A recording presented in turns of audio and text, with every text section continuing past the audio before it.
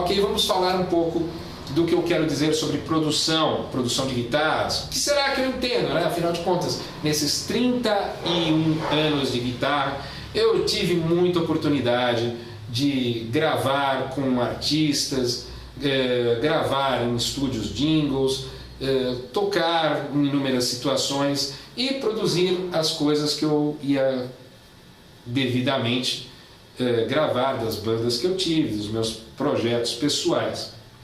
Ok, cada situação te coloca numa série de caminhos e escolhas. Então tudo começa de você pensar na sua verba. Poxa, mas por que a sua verba? Se você vai fazer uma pré-produção, se você vai fazer na sua casa, se você vai fazer num estúdio, se você vai fazer, você tem que pensar em primeiro lugar por onde você vai fazer, o que você vai fazer, qual é o caminho inicial, qual é o tipo de som que você vai fazer, porque você tem que pensar, poxa, eu vou fazer um som como? Vai ser um som que vai precisar ter uma certa naturalidade, vai ser um som muito editado, como é que é? E você vai ter que avaliar o que você já sabe. O que eu conheço, será que eu vou participar da produção? Pô, se eu não sei nada, eu tenho que chamar alguém que saiba, eu tenho que pagar um produtor, ou, de certa forma, ter um engenheiro de som que compreenda o que eu falo, ou ter os dois, um bom engenheiro de som e que entenda o que eu quero e também um produtor que saiba traduzir as minhas ideias e anseios, ou ainda aquela coisa, se você sabe muito bem o que faz, você pode fazer na sua casa, mas aí existem as opções e aí vem aquela questão, escolhas, as escolhas, se você vai gravar em linha, se você vai gravar com plugin, se você vai gravar com multi-efeito em linha, se você vai gravar com multi-efeito plugado, uma via em linha e uma via indo para o ampli e gravar uma via do ampli, se você vai gravar com um multi-efeito plugado só no ampli e aí o microfone só na boca do falante, se você vai gravar só o ampli e o microfone só na boca do falante, se você vai gravar ou com multi-efeito no ampli ou com só o ampli, microfone na boca do falante, e se o ampli é aberto atrás, você vai ter um ali atrás também para pegar o recuo do som. Se você vai pegar e você vai botar um microfone na boca do falante, outro um pouquinho mais atrás, outro microfone na ambiência da sala, tudo depende. E aí vem algumas escolhas que as pessoas não sabem fazer, porque elas começam a entrar em fórum da internet, começam, nossa, porque eu ouvi falar que o cardioide, que o semicardioide, que tem um jeito mais fácil, que você mesmo sem saber o nome, a função, se você é muito iniciante, muito cabação na questão de gravação, já fica interessante. Pensa assim, você vai visitar o estúdio e você vai pensar, se eu vou gravar num estúdio, ou mesmo se você tiver uma sala assim, eu vou microfonar na sala da minha casa. Se você vai fazer alguma coisa assim num primeiro momento, primeira escolha que você tem que fazer é, meu Deus, vale a pena o ambiente dessa sala? Realmente o som que está saindo aqui é o que eu quero? E mais, existem lugares, estúdios, softwares, que às vezes você grava as coisas ali no ambiente e você está ouvindo um som no ambiente e quando chega ali no software é outro, porque a escolha de microfone não foi legal, os cabos não são legais. Olha, gente, vocês esquecem direto, tá? Não é só uma propaganda porque eu uso os cabos da TiaFlex, mas é interessante que vocês usem bons cabos, sim. Porque o que acontece? Vamos pegar esse tal, os cabos TiaFlex, porque são os cabos que eu uso. Você pega, você vai usar o cabo numa gravação. Se o cabo não tá legal, cara, ele vai te roubar som. Então todo aquele som maravilhoso que você está querendo ali na tua gravação não vai estar ocorrendo. Comecem a raciocinar com esse esse foco, beleza? Então vamos lá, vamos pensar que você precisa realmente iniciar um trabalho, então você vai se fazer essas perguntas. O ambiente vale a pena? E o lugar, ele não mente na captação? Poxa, mas tem lugar...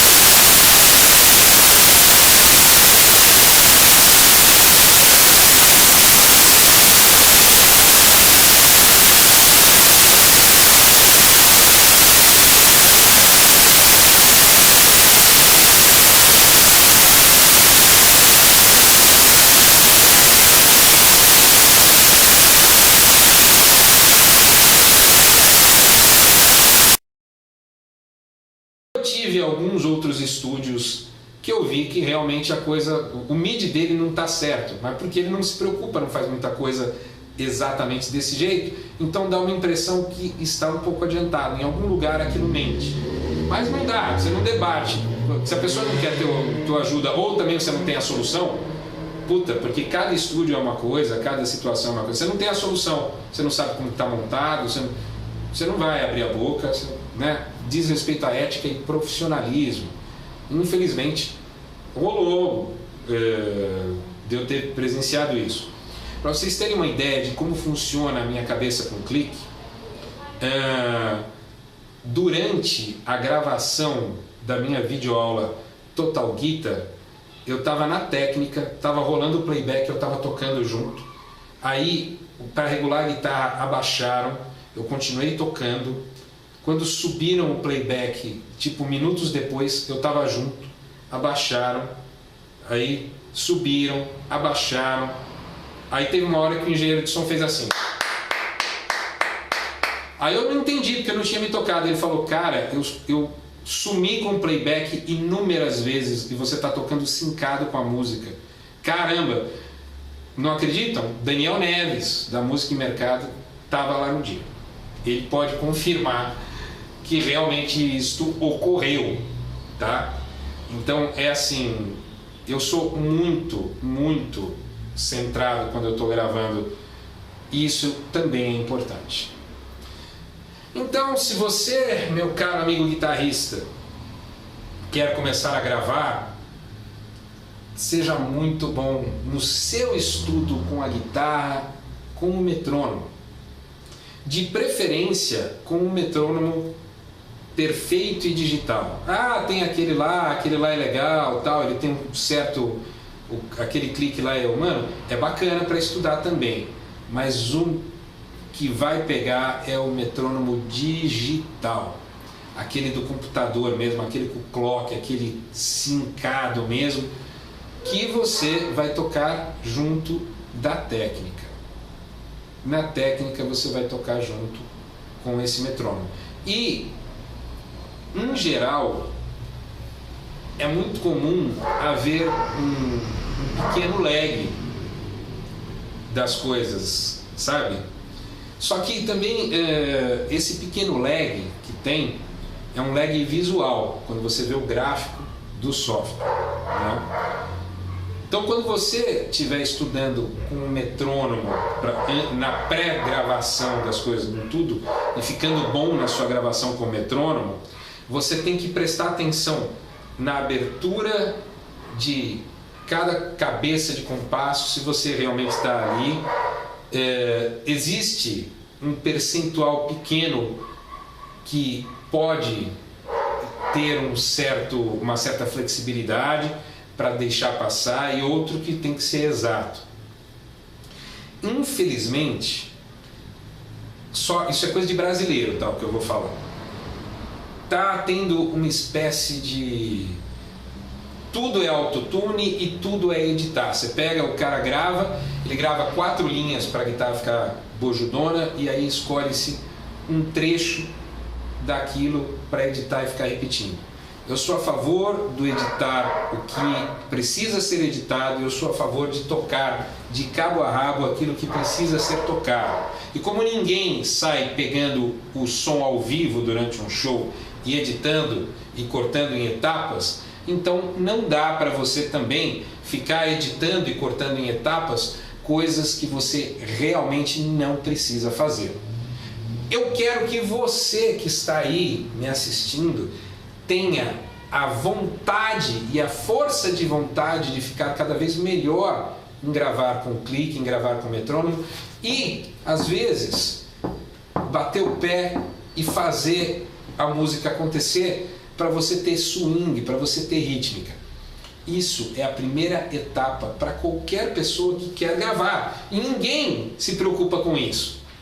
O pessoal fica debatendo na internet hoje em dia, por que um amplificador valvulado? Ok, a maioria de vocês não tem noção realmente de qual é essa história do valvulado e do transistor. Mesmo porque vocês ficam valvulado digital. Aí eu pergunto, aonde você viu que o som é mais legal? Não, eu vi um vídeo no YouTube do cara, eu falo, você nunca viu pessoalmente? Não, eu nunca vi, mas eu vi o vídeo no YouTube, eu falo, pois é, meu amigo, você viu o som digital. Não, o cara tava com valvulado, mano. Eu falo, pois é, mano, só que o YouTube é dentro do seu computador e é digital. Somente quando você, meu amigo, tiver uma parede de ampli atrás de você, ou um ampli, ou que seja uma cabecinha assim, desse tamanho, valvulada, você vai sentir o som do negócio. Porque a diferença não é sentida de verdade na gravação, a não ser que você tenha que aproveitar alguma coisa da ambiência. O ambiente de uma sala, quando está com um amplificador, aí sim. Porque do contrário, se você vai pegar aquele som realmente cru da coisa, você também consegue com plugin, você também consegue com multi-efeito, é só passar uns valvulados, entre aspas, virtuais, porque tem um monte de plugin que faz isso, e o som é bem perto. Muda algumas coisas na forma de atuação, porque algumas coisas, se bem que isso já existe em simuladores, né? Quando você vai ter uma compressão que você pegou e passou por o som por um compressor valvulado, ele é mais, ele cria, quando você está olhando os gráficos ali, ele cria uma coisa mais suave, enquanto o digital ele dá uma paulada em cima, já deixa a coisa meio reta, né? Mas tudo que você ouve de som, principalmente se você toca metal e toca som alto pra caramba, é meio essa vibe aí. Só que você tem que saber tudo isso. Você tá vendo? A gente só não citou sequer como ter os procedimentos, só estamos falando das escolhas. E só nas escolhas já tem um monte de coisas, e tem uma coisa que se você não for bom, mas pô, eu tô aí querendo criar o meu setup. Pois é, você está preocupado com o seu setup, você toca com metrônomo? Não, então você está errado. O metrônomo, você tem que estudar de duas formas, como eu disse. Na verdade, três. Eu diria que é bem melhor se você estudar dessas três formas. Estude o metrônomo com um metrônomo. Pode ser analógico, que é aquele que fica, vamos dizer analógico, né? Porque é aquele de cordinha e o de computador, os dois tipos, tá? Aí você estuda na segunda maneira, com o teu metrônomo interno, para você ter o seu swing e a forma de reagir ao clique, né? Você tem que reagir aos cliques e aos beats, né? E com loopings de bateria, sabe? Para você saber tocar aproveitando das rítmicas vamos dizer assim, desses loopings, desses presetinhos assim que costumam ter nesses programas que tem, né, os loopings que você pega o Acid, às vezes tem um monte de looping de batera, você vai lá e seleciona, ou você pega, a Zoom tem nos equipamentos, tem as baterias que tem vários ritmozinhos já programados, você ainda altera a velocidade, aí você pode tocar com looper. É muito bom para você desenvolver a sua exatidão. E antigamente tinha isso? Lógico que não, cara. Putz grilo, não tinha nada disso, tá? Hoje em dia, toda a mídia ela é voltada para a mídia digital.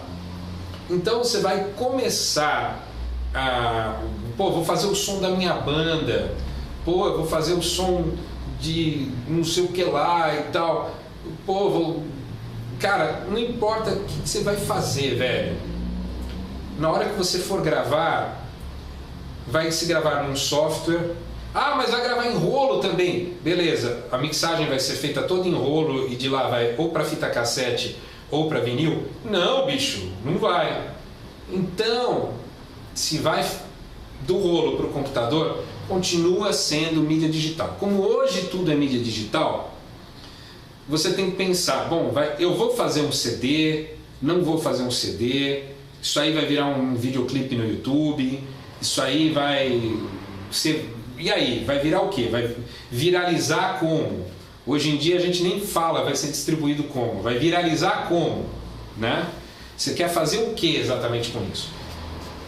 Você tem que se fazer essas perguntas, você tem que se fazer, bom, eu vou ganhar em que parte deste projeto?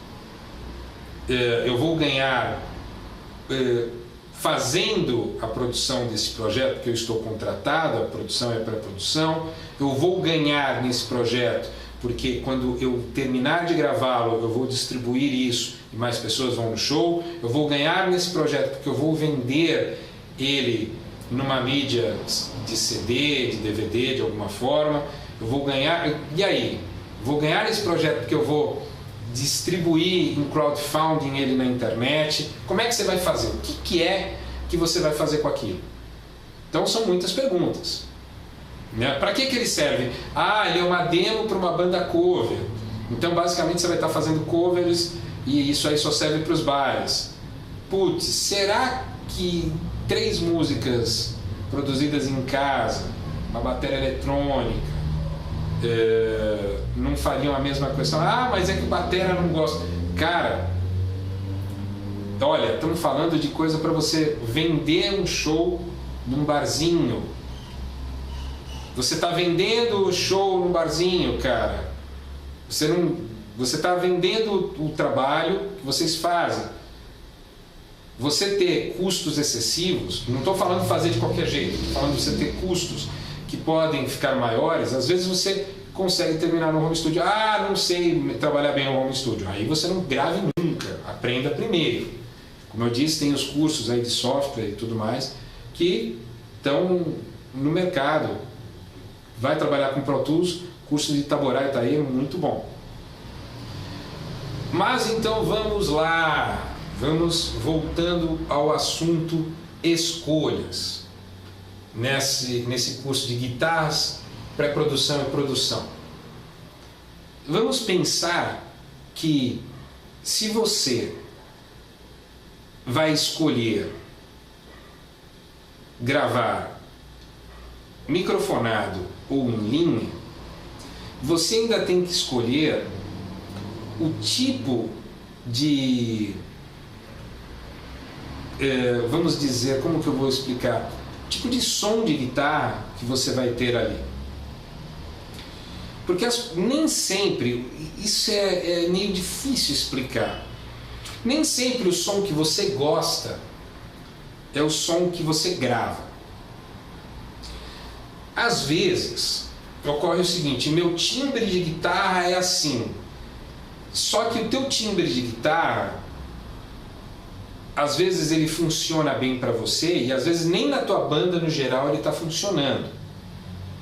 Então você precisa prestar muita atenção. Tem cara que não tem a identidade sonora. Lógico, tem caras que têm uma identidade sonora muito forte e quando eles tocam você reconhece o som, porque o som sempre está mais na mão do músico.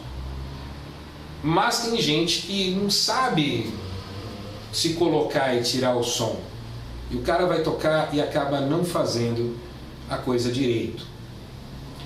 Quais são os instrumentos que você vai fazer, que você vai pôr em prática, você vai colocar na gravação? Vai ser só guitarra, vai ser violão, né? Então nós temos, você tem que pensar onde você vai gravar. O motivo que te leva a gravar, o som que você quer do teu instrumento em relação aos outros. Como é que faz isso? Putz, lógico, você tem que ter uma série de fatores, como por exemplo, bom, a banda, eu quero que ela soe bem grande, eu quero que ela soe monstruosa, quero que seja uma banda que soe pesado. Ok, se você quer isso, você tem que ver exatamente como você vai fazer essa captação para que ela soe pesado, para que ela soe grande, para que ela soe realmente como deve. Então, não, eu quero que ela tenha dinâmica. Vamos falar do disco da Alanis Morissette, aquele, acho que é Jagged Little Pill, aquele que foi o que tinha Hand in My Pocket, tinha uma série de músicas. É um disco com muita dinâmica. Muita dinâmica. Ele não tem essa cara do achatamento. Ele tem um trabalho com toda uma dinâmica. E aí você está falando em trabalhar com o compressor de uma forma mais sutil, você está falando de um monte de outras coisas. Então vamos lá. Garanta que a tua escolha do ambiente de gravação, seja em linha ou seja microfonado, que você o faça num lugar que você consiga o resultado. Como é que você vai fazer isso? Se vai fazer na sua casa e você tiver um lugar bom para microfonar, você já teria que ter experiência com isso. Vai fazer num estúdio. Vai fazer num estúdio, ouça os trabalhos dessas pessoas. Tenha ali aquela coisa, nossa, eu ouvi,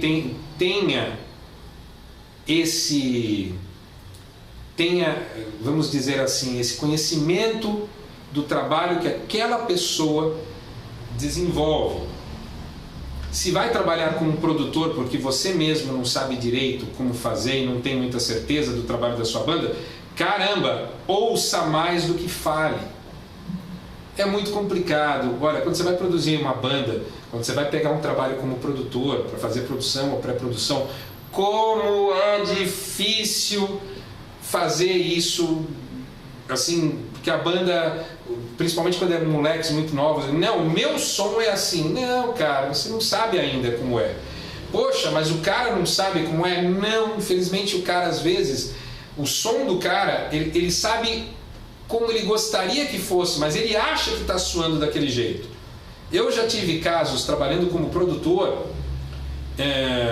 eu peguei uma banda que os caras falaram, nosso som é meio Van Halen, e os caras tinham uma música enorme, cheia de coisas, assim, eu falei, não, bicho, isso aí você está querendo virar Dream Theater, não é meio Van Halen. Pô, meu, mas é claro que é. Não, não é.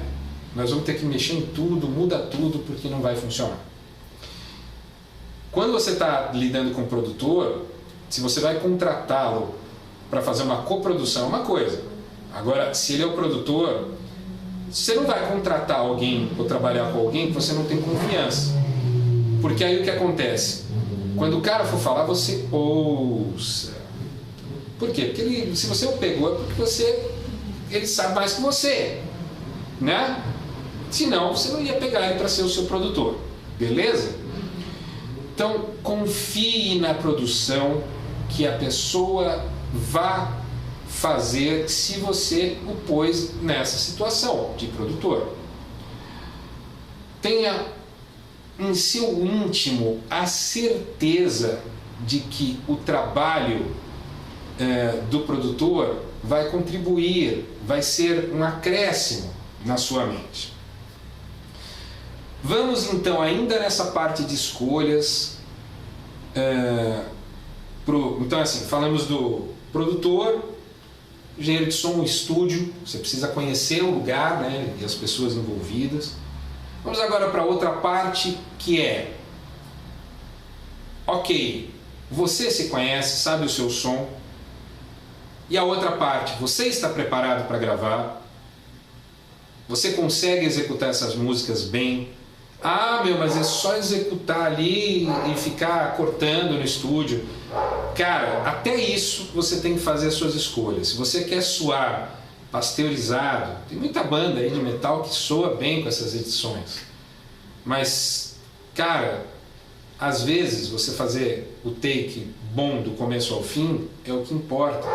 Lógico, os 30 segundos finais do teu solo, você quer manter o resto do solo que estava inteiro de improviso, e os 30 segundos finais, assim, 30 segundos não, porque isso aí já é solo pra caramba, né? Os 5 segundos finais, ali você quer mudar do teu solo, é lógico que você vai emendar.